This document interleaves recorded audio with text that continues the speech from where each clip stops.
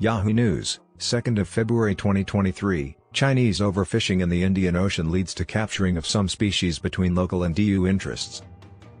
According to conservation groups, China and the European Union oppose Indian Ocean nations' efforts to update fishing regulations and limit damaging catch practices to improve protections for indigenous marine species. On Friday, representatives from the 30 nations that make up the Indian Ocean Tuna Commission will convene in Mombasa, Kenya, to discuss managing the ocean's tuna resources.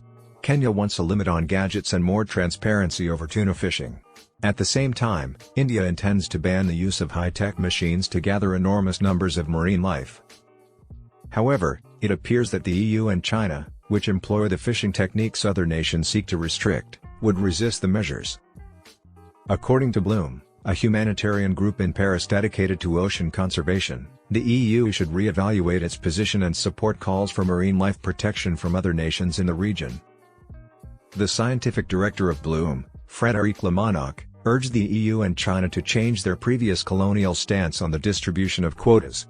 The EU cannot permit a rerun of history.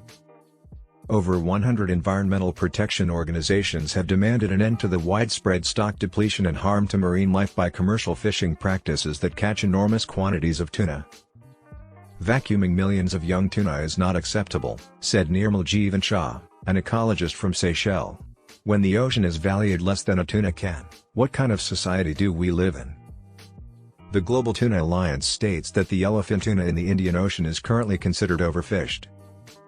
Last year, the Commission could not decide how to respond to the EU's concerns over new regulations for drift net management and the rebuilding of yellowfin tuna stocks. A squandered opportunity for the sustainable management of the fisheries in the Indian Ocean, according to the bloc, was the inability to reach an agreement. Currently, the EU is recommending that nations use biodegradable drift nets. Monac argued that the scheme is only a joke and will not change anything in the current awful circumstances.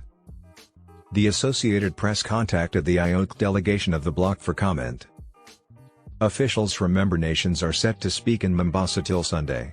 China, however, is the main offender, with 80% of the world's fishing fleets.